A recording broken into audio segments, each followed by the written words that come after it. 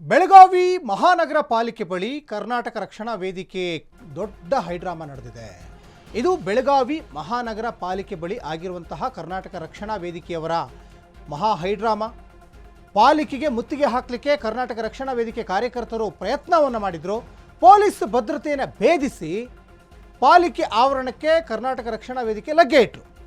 ಇದು ಬೆಳಗಾವಿಯಲ್ಲಿ ಸಂಭಾಜಿ ಪ್ರತಿಮೆ ಅನಾವರಣ ವಿವಾದ. ಅಭಯ್ ಪಾಟೀಲ್ ಮೇಯರ್ ಉಪಮೇಯರ್ ಬಂಧನಕ್ಕೆ ಈಗ ಆಗ್ರಹ ಕೇಳಿ ಬರ್ತಾ ಇದೆ.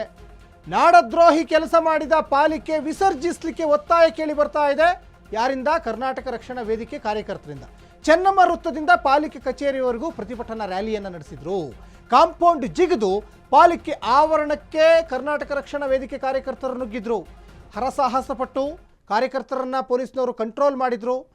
ಇದು ಬೆಳಗಾವಿಯ ಸಂಭಾಜಿ ಪ್ರತಿಮೆ ವಿವಾದ. ಇದು ಸಾಕಷ್ಟು ವಿವಾದಗಳು ಸೃಷ್ಟಿಯಾಗ್ತಾ ಇದ್ದಾವೆ. ಚೆನ್ನಮ್ಮ ವೃತ್ತದಿಂದ ಪಾಲಿಕೆ ಕಚೇರಿವರೆಗೂ ಕೂಡ ಪ್ರತಿಭಟನಾ ರ್ಯಾಲಿಯನ್ನು ಕರ್ನಾಟಕ ರಕ್ಷಣಾ ವೇದಿಕೆಯವರು ಮಾಡಿದ್ರು. ಜೊತೆಗೆ ದೃಶ್ಯಾವಳಿಯಲ್ಲಿ ಕೂಡ ಗಮನಿಸ್ತಾ ಇದ್ದೀರಾ, ಅಲ್ಲಿ ಧಿಕ್ಕಾರವನ್ನು ಕೂಗ್ತಾ ಇದ್ದಾರೆ. ರಸ್ತೆ ಬಂದು ಮಾಡಿ ಪ್ರತಿಭಟನೆಯನ್ನು ಮಾಡ್ತಾ ಇದ್ದಾರೆ. ಅಂದರೆ ನಾಡದ್ರೋಹಿಗಳನ್ನು ಬಂಧಿಸಿ ಅನ್ನುವಂತಹ ಕೂಗು ಆಗ್ರಹ ಇಲ್ಲಿ ಕೇಳಿ ಬರ್ತಾ ಇದೆ. ದೃಶ್ಯಾವಳಿಯಲ್ಲಿ ಕೂಡ ಗಮನಿಸ್ತಾ ಇದ್ದೀರಾ.